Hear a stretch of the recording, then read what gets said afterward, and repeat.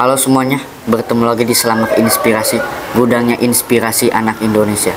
Isu lingkungan menjadi salah satu pembicaraan yang serius di beberapa waktu terakhir ini.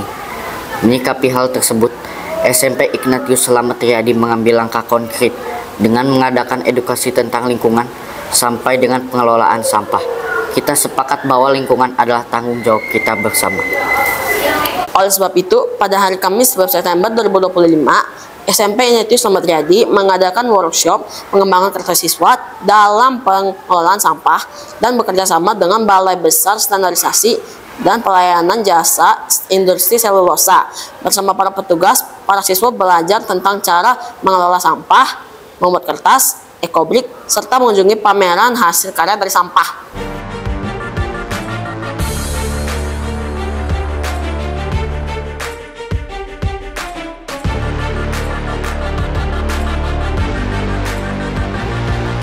Tujuan kita datang ke Balai Besar Selulosa adalah yang pertama supaya para siswa itu tahu bahwa Balai Besar Selulosa itu juga merupakan sebuah tempat yang juga bergerak di bidang lingkungan, terutama di bidang jasa industri selulosa. Ada juga tempat untuk pembuatan ekobrik. Nah, di sini tujuan kita datang adalah supaya anak-anak bisa melihat langsung dan juga praktek langsung proses pemisahan unsur-unsur yang ada dalam Tetra Pak. Seperti misalnya memisahkan karton dengan aluminiumnya, dan setelah itu bagaimana unsur-unsur tersebut diolah menjadi bubur kertas dan kemudian diolah menjadi bahan yang lebih berguna lagi, dapat dimanfaatkan kembali.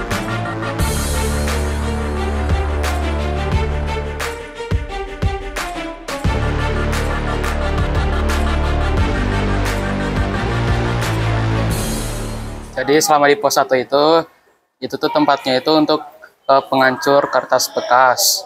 Jadi kertas bekasnya itu nanti ditaruh di sebuah alat yang akan bisa memisahkan kertas-kertas dan menghancurkan kertas-kertas tersebut hingga menjadi bubur. Jadi di pos 2 kami mencetak kertas dari sampah-sampah yang jadi bubur, terus dicetakin lagi di alat kayak papan, terus dipencet, ditekan-tekan.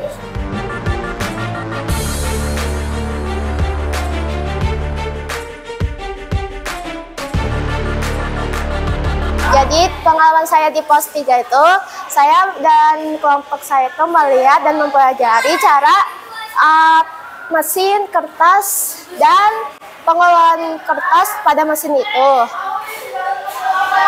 Lalu kami pergi ke pos 4, yaitu pembuatan ekobrik. Di sana kami melihat bagaimana cara membuat serpihan dari kertas-kertas atau dari sampah yang tersisa, seperti contohnya sampah plastik itu digiling lalu dijadikan serpihan, dan kemudian kami melakukan praktik memasukkan serpihan tersebut ke dalam sebuah botol sampai penuh, setelah itu ditembang.